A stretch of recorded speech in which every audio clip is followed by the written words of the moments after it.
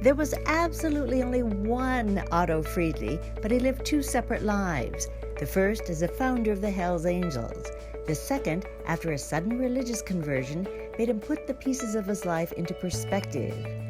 He remembered the time that he was almost ready to go off of a cliff, and his motorcycle spun 180 degrees and stopped right at the edge of that cliff. Suddenly he felt like there were no coincidences, that he was in the presence of something larger than himself, something sacred. That's when he changed.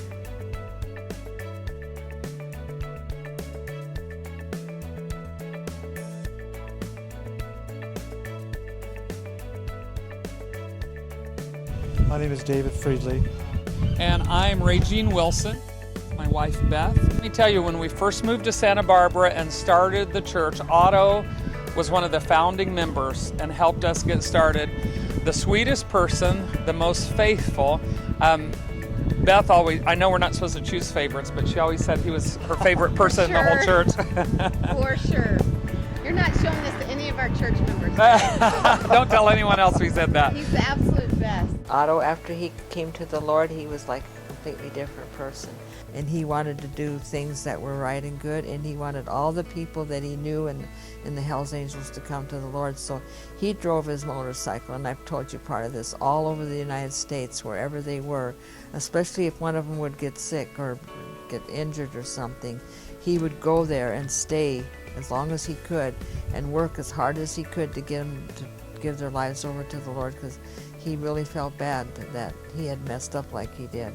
But Otto got he had a hard time with reading and stuff like that, but when he got the Bible, he would pray and it helped him to read. He exuded happiness and joy, and Because he was sincere about life. because he had a deep love for people and for the Lord. Otto, of course, on the other side was a legend, but in our hearts he was a legend, especially in our church in Santa Barbara. What a soul, what a heart, and talk about transforming power of God. I mean, his life was completely changed. He was changed from one person into another person. It didn't register so much until just before he died. While he was sick, I realized that a lot of what he did after he became a Christian was because he felt guilty. When he talked and when he smiled, his eyes glistened from one side to the other.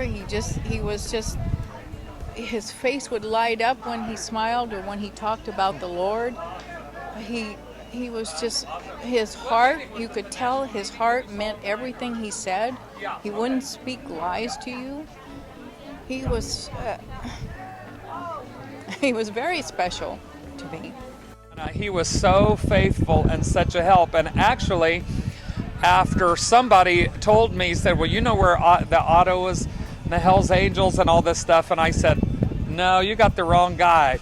And then a friend of mine, Matt Gober, who is a well-known author and speaker, he actually was a Hells Angel and an outlaw biker.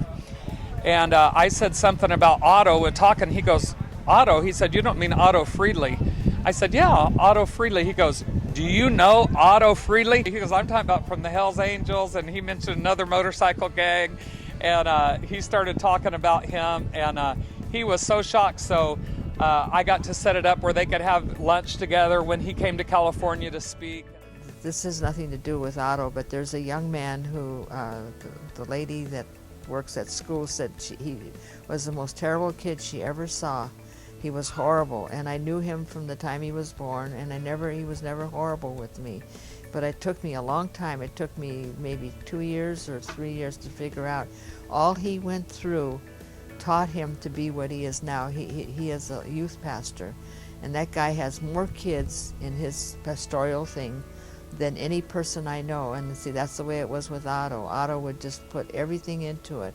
And I feel like what he went through in the Hells Angels put such pressure and such training on him about people and what motivated people to do things. And the things that he did to correct what the mistake he'd made, if he hadn't gone through all that, he might never have become the Christian he did. So when you do a lot of bad things, you mostly you go the bad way, and because you're hurt, and you go through a lot of hurt and all that stuff. But there are, like this young man, he's, like I said, I don't know any youth pastor that has the calling that he does. And so I told this lady, the last time she told me, I said, he was going through training. And the same with Otto. The stuff he went through in the Hells Angels, and when he came to know it was wrong, gave him such an incentive to do what was right, to help people, and that's what made him the man he was.